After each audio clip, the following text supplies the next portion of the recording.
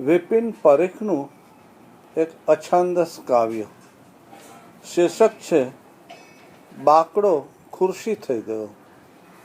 આમ તો એક નાની સી વાત છે. મારો લંગોટિયો દોસ્ત, નામ તમને નહીં કહું,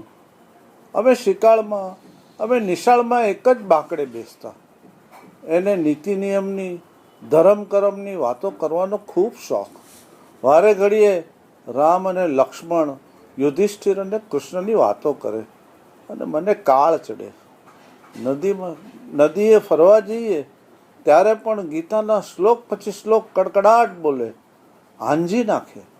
એટલું જ નહીં, તિલક અને વિનોબાની ટેકા પણ ટાંકે. હું બબૂચકની જેમ સાંભળ્યા કરું. આજે મેં સાંભળ્યું, એક મોટા સરકારી કોન્ટ્રાક્ટમાં એને નાનકડો હિસ્સો રાખ્યો છે, માત્ર 0.5% જેટલો. છતાં કહે છે એને પેઢી પછીની પેઢી પણ તર થાય એટલું મળ્યું છે. અને કોઈ તો વળી એમ પણ કહે, આ કંઈ એને માટે પહેલી વાર નથી.